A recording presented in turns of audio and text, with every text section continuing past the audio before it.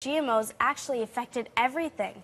So I decided to go with GMOs and researched it more and more, and then eventually I just got so into it protesting and got so into it I started doing speeches for other people.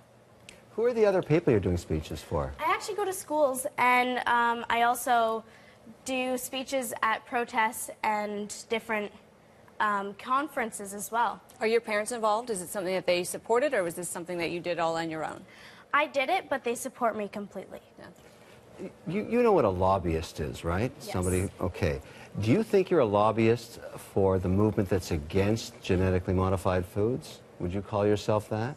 No, I don't think so, and I think that I'm just a part of that movement, and I feel like I'm supporting the youth, really.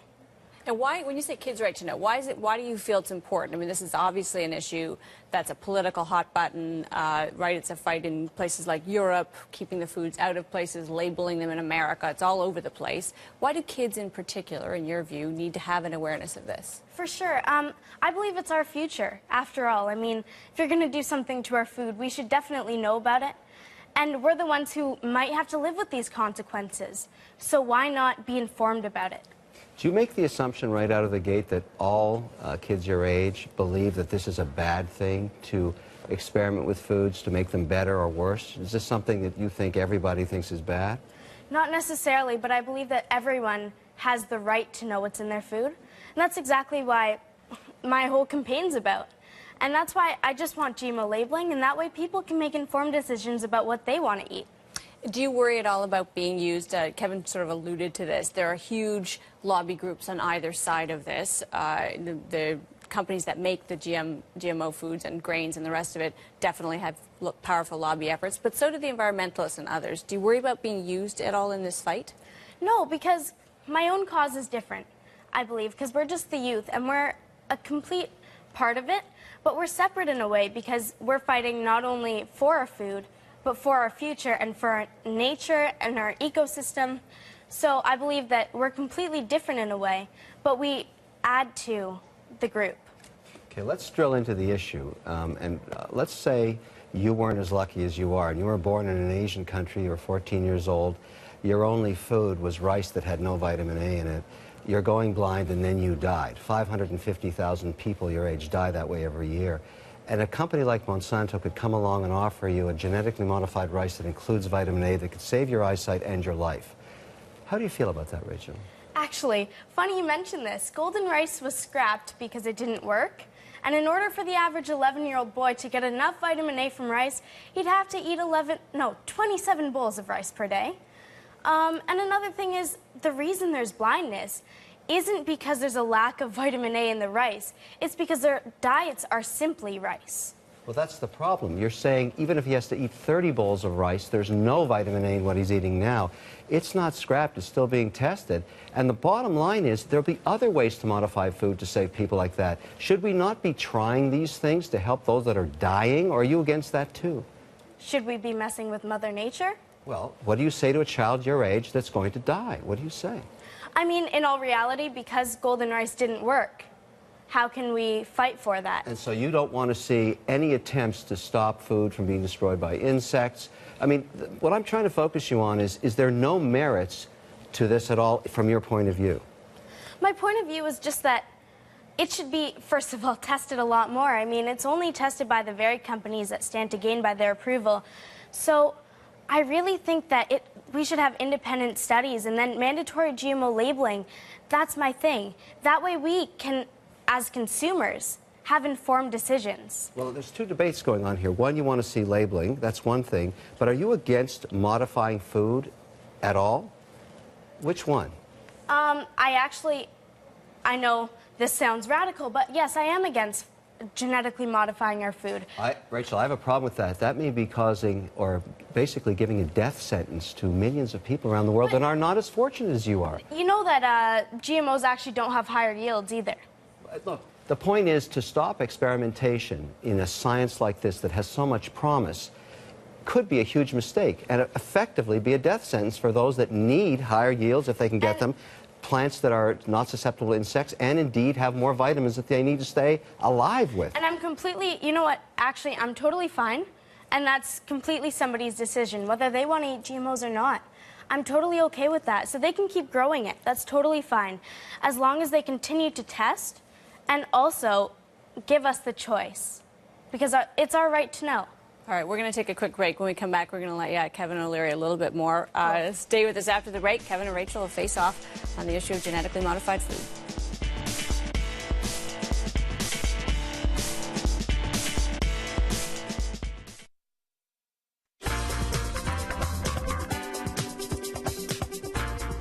About 90% of all corn, cotton, and soy planted in the U.S. has been genetically modified. The use of these types of seeds around the world is widespread and growing. Proponents say they help farmers plant more with less and ultimately help increase yield to feed the world. Critics say people need more information about food that's been altered for health and safety reasons. Rachel Parent is a teen activist and founder of Kids' Right to Know. Great to have you here. Thank you. I want to talk about sort of this fine distinction, and Kevin was raising this before, but is it an all or nothing question? Because we, throughout history, whether it's, the breeding of animals or, introducing things like hothouse tomatoes, we do change the way things are grown, and we even change their makeup, their color, the content of them. We just do it more slowly outside of a lab. Is there some room to improve things scientifically if we safety test them, if we actually go through the same kind of FDA studies you have to do with a drug? Well, I think a lot of people also confuse hybridization with GMOs. Yep. And just to clarify, GMOs, it's a genetically modified organism, and it's where they take the DNA from a species such as it can be like bacteria, virus, animal, or even from a plant, and they insert it into the DNA of another species to introduce a new trait. For instance, a common trait is pesticide producing. So they'll make the crops pesticide producing, but they haven't adequately tested, and Monsanto's longest study is 90 days. That really doesn't determine how long-term it's going to affect our health, the environment, and even our entire ecosystem. Yeah. Saying Monsanto's testing in 90 days is a little mislabeling it, because many other organizations, including it sounds like some ones you're involved in, do much more testing. So a product comes to market, many people test it, including the government. So Monsanto knows that about food. Actually, can I just, in Health Canada nor the FDA do any independent studies, and they rely only on the very studies provided by the companies that stand to gain by their approval, like Monsanto. There's other companies as well, right? Yes, but they all do their own independent. Are there organizations on the other side of this debate that do? Is there any? What would the testing look like? In other words, what kind of testing would be reliable to say this is okay for the environment or the ecosystem? Definitely, we need a long-term study to determine if it's safe for not only our ecosystem but our health as well. Yeah. But Rachel, we're in a long-term study. You're eating genetically modified food, whether you like it or not. We're the lab rats. Exactly. And we have been for decades. And I think what I'm trying to get at about your point of view, and look, everybody has the right to have one, but to say that there's no merit to having science try and make yields better or foods better or help people's problems on a dietary basis sounds a little extreme. And I'm wondering, as time passes, because I have a case study in my own home. I had a daughter your age who, at the same time, she was vehemently opposed to this. She decided to make a documentary film, and she went through the process of researching it. I'm going to show you a clip of it, and she was just like you. She doesn't feel that way today anymore. Actually, Kevin, I have seen this video, and I don't necessarily agree with all the points that are made. And I do have some information that I can share with you after about it. She went at it from both sides. She didn't make a claim at the beginning that she had a point of view. She said, I'm going to examine both sides. And I wish for you the same thing, because to stay on a point actually, I have examined both sides, but I choose to follow this side. And you would prefer to see no more work in GMOs. Not necessarily this, but I do believe if they're going to work, not only that they have to test it, but at least give us the right to know what's in our food. Okay, different issue around labeling. I think everybody gets that, and I think the trend in society now is more transparency, and you're going to get labeling. Fine, okay. But I'm trying to explore whether you have any flexibility in your thinking about the merits of science and food. It doesn't sound like you do, and I find that not good, actually. Actually, you know what? If they want to experiment, okay, but that brings me back to the labeling. At least give us the choice. The truth is, though, as we know, virtually every product in the grocery store would then be labeled GMO. One danger that you'd face is we would just become immune to that label. We would accept that it's everywhere. As Kevin says, we've been exposed to it for decades, and we'd shrug and say, well, it may be killing the monarch butterflies, but, I've been eating it for 10 years, so I'm not going to stop now. Are you worried about that aspect of this? Not necessarily, because at least then they have the choice if they want to eat it. But the people like me will find the Well, odd... we don't really. I mean, I don't have a choice to avoid GMO corn if I live in America, right? Because it is all genetically modified. It's pretty much all... So if I'm going to eat corn or any corn-based products or any corn flour or anything that's derived from it, I'm eating this stuff. So that's a pretty tough choice to make. I mean, there are the odd ones that aren't, and that's why we do want labeling. That way we do know which ones are. You know, you're very articulate. That's a positive. What I'm concerned about and what I'm exploring with you is whether you've become a shill for a group that wants to use you because you're young, you're articulate, you're getting lots of media, and I'm happy for you on that. But I'm trying to figure out whether you really deep down believe this, that you should stop all scientific approach to looking at food, even if it has long-term benefits down the road for people that really are not as lucky as we are in North America, that don't have access to all the protein we do.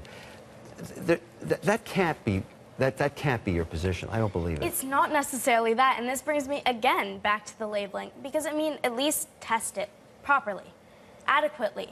That way we know as the consumer if it's safe, and you know what, okay, whoever wants to eat it or whoever wants to experiment with it, go ahead. But okay, Rachel, I give you the labeling. Let's say we mandate everything's labeled. Got that. Would you allow companies like Monsanto and many others to try and modify foods to the benefit of all human beings everywhere? Are you anti-science? I guess Yes or no? Question. I'm not anti-science, but I'm for responsible science and ethical progress. Science that's proven safe by not the very same companies that stand to gain by their approval. And I'd like to say we have no evidence, and we may want to withdraw the accusation that you're a shill. What you are is clearly a passionate 14-year-old, and we need more of those in the world. I've always thought that as people age, because you can have a vehement position at one time in your life, but when you start to see the evidence on the other side of it over time, you may change your minds. And from my point of view about you, I hope that happens. Is that likely to happen, Rachel? No. All right. We got to leave it there, but we do appreciate you being here with us. Thank you.